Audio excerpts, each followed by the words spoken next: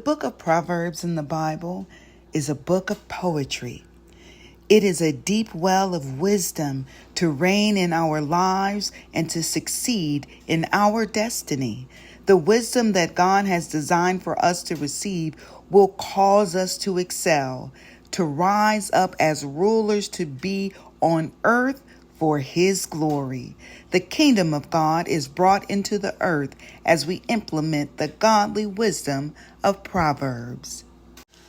Proverbs, wisdom from above. The reading of Proverbs will be from the Passion Translation. Book 1. The prologue will be verses 1 through 7.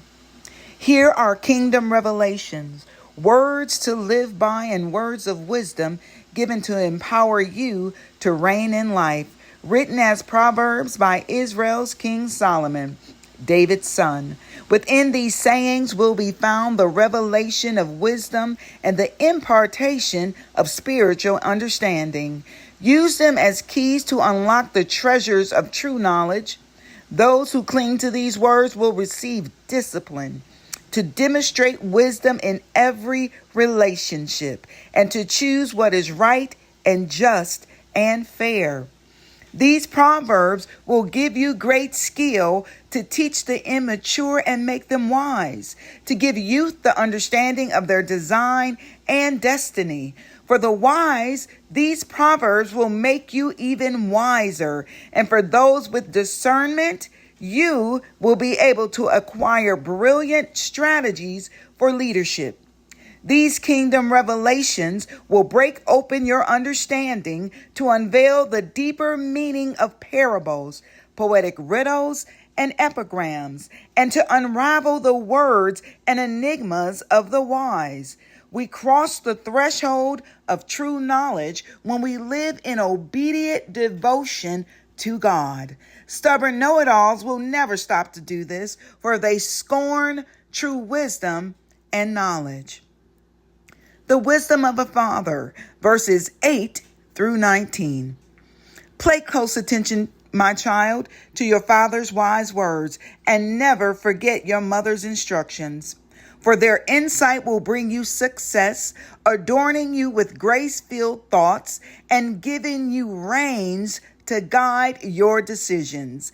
When peer pressure compels you to go with the crowd and sinners invite you to join in, you must simply say no.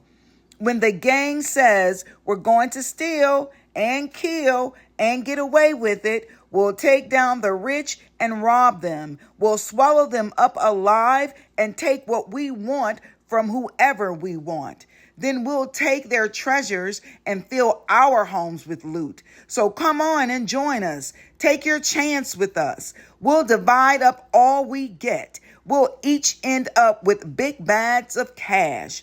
My son, refuse to go with them and stay far away from them, for crime is their way of life and bloodshed their specialty. To be aware of their snare is the best way of escape. They'll resort to murder to steal their victims' assets, but eventually it will be their own lives that are ambushed. In their ungodly disrespect for God, they bring destruction on their own lives. Wisdom's warning, verses 20 through 33. Wisdom's praises are sung in the streets and celebrated far and wide. Yet wisdom's song is not always heard in the halls of higher learning, but in the hustle and bustle of everyday life. Its lyrics can always be heard above the din of the crowd. You will hear wisdom's warning as she preaches courageously to those who stop to listen. Foolish ones, how much longer will you cling to your deception? How much longer will you mock wisdom? You cynical scorners who fight the facts. Come back to your senses and be restored to reality. Don't even think about refusing my rebuke. Don't you know that I'm ready to pour out my spirit of wisdom upon you and bring to you the revelation of my words that will make your heart wise? I've called to you over and over and over. Still, you refuse to come to me. I pleaded with you again and again, yet you've turned a deaf ear to my voice. Because you have laughed at my counsel and have insisted on continuing in your stubbornness, I will laugh when your calamity comes and will turn away from you at the time of your disaster. Make a joke of my advice, will you? Then I'll make a joke out of you. When the storm clouds of terror gather over your head, when dread and distress consume you, and your catastrophe comes like a hurricane, you will cry out to me, but I won't answer.